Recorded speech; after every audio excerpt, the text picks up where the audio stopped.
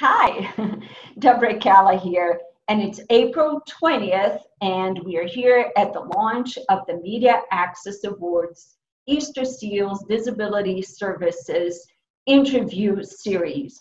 Every Monday and every Thursday at noon Pacific Standard Time, we're going to be dropping a new clip with writers, producers, directors, post-production producers, to talk about different aspects of our industry.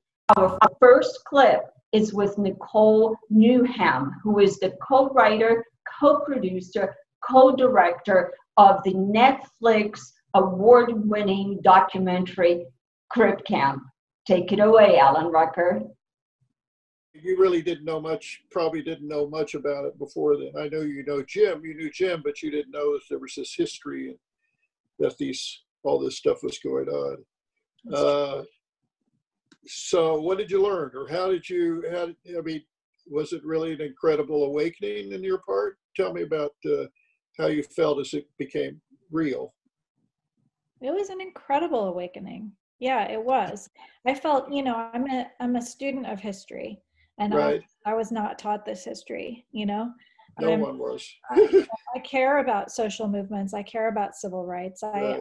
And so for me, I came to see the story as a story that, obviously this particular story and this way of looking at it, I felt had the power to really shift the way people felt about people with disabilities and could do a lot in terms of representation. But I also feel like this is a story that can give all Americans pride in kind of who we are and how our government works, how democracy works, how people can change, all of that. And I think we, Jim and I felt passionately about approaching the project in such a way as that whatever we did, we would leave people holding that story as a story, right. A story of value and hope and pride. Right.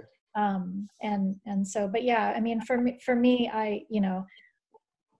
whenever I would have an emotional feeling of, oh my God, I can't believe how my eyes have been opened, and I can't believe how I can't see the world in the same way anymore. I would try to think about how can we give the audience that experience. So we tried to make moments in the film that were very experiential for the audience, where they would have to confront some of their own bias or their own preconceptions and maybe be uncomfortable for a minute.